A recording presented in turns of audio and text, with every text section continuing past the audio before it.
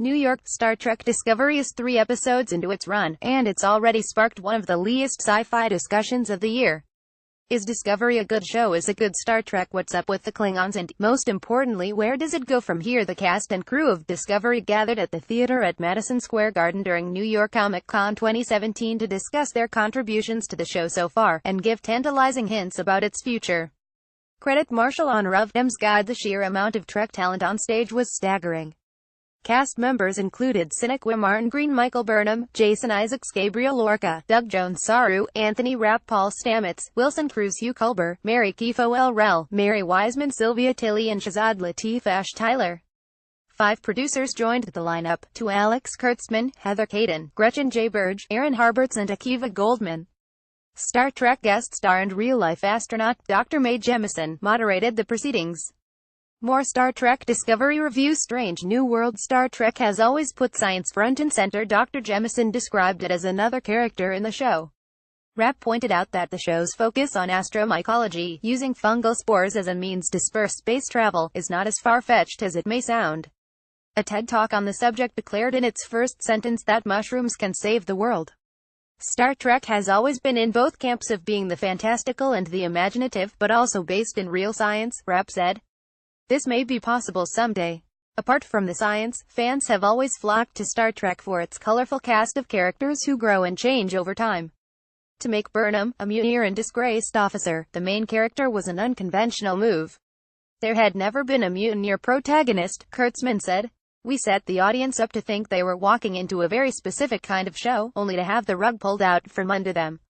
Removing Captain Philippa Georgiou Michelle Yeoh from the equation 2 episodes in was also new territory for Trek, getting rid of the reassuring captain figure before the main story even gets underway.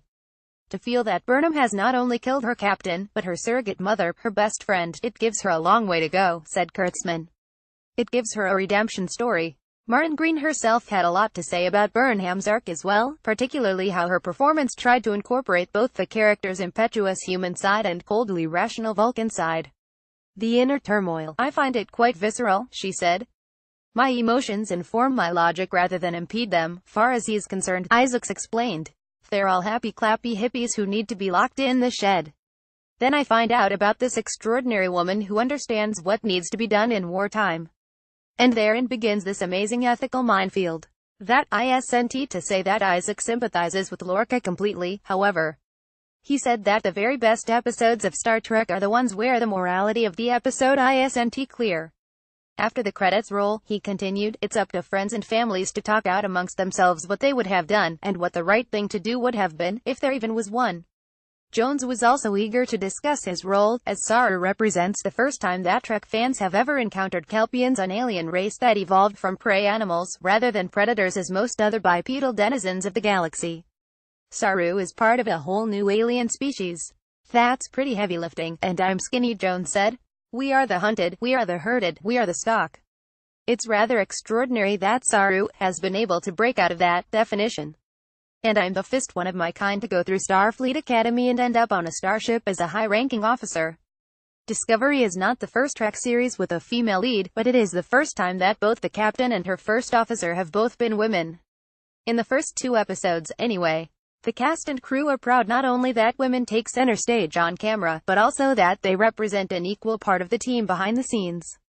This was the goal from the beginning, to have women being such a large part of the show, said Berg. I'm so proud of the way relationships between women are represented. It's not competitive, it's not backstabbing, it's about collaboration. We don't play the female-male card at all, it's just that the most capable person gets the job. The writing staff is equal parts male and female, with similar demographics in the production and design departments. This is only possible, Berg said, because the male cast and crew give women their utmost respect, and vice versa. Although Kifo hasn't appeared in the show yet, her character, Ulkrel, will apparently have a large role to play as a representative of the Klingon Empire. One of her biggest challenges has been not only learning Klingon, but also figuring out how to really act in a constructed language, rather than just their lines. It takes a village to speak Klingon, she said. The syntax is the opposite of English. Its creator wanted it to be as alien as possible. All the Klingons are really game actors, and well-rehearsed extra time. We don't want it to just be saying words we don't understand, we want it to bear out the meaning behind it, and the moment, and the subtext. Kifo compared her role to performing Shakespeare. It takes a while to develop the ear for the language, but once you have it, there's a ton of nuance you can infuse into your performance. Cruz, whose character has not yet appeared on the show, also dropped a hint that his character would be part of the first canonical gay relationship in the main cast of Star Trek, something with extra meaning for him as an LGBT Latino actor. Goldman took time to address some concerns the fans had about the show airing on the paid streaming service, CBS All Access, rather than being free on broadcast TV, as previous Trek shows had been. Streaming allows the show to be serialized in a way that networks don't often allow, he explained, and that serialization lets them try a whole new spin on Star Trek.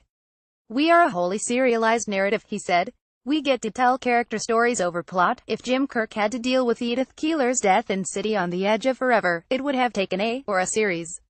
It wouldn't have been fine next week. We can stretch those emotions out for but we don't start there. We get there. The name of the show is not by accident. In long-form storytelling, you get the gift of getting to start somewhere that is different from where you end. When the floor opened up for questions, a woman in sunglasses and a hat expressed her admiration for Captain Georgiou, and asked if they planned to bring the character back. The woman then threw off her disguise to reveal that she was none other than Michelle Yeoh herself, to a standing ovation from the audience. Further questions from the audience covered diverse topics. Would there be a romance for Michael? Maybe. Will we learn more about Klingon culture if we made them a unidimensional bad guy? We wouldn't be Star Trek, said Kurtzman. Is All Access a sign of things to come? More TV may go this way in the future. Ultimately, Isaacs pointed out that the quality of the show's narrative and characters are more important than how the show reaches fans. We take great parts for great stories, he said. Engage with us, tell us what you hate, tell us what you love. Fans may find some new material to love or hate when the latest episode airs at 8:30 p.m. ET tonight. Marshall is indebted to Sarah Lewin for additional reporting during the panel.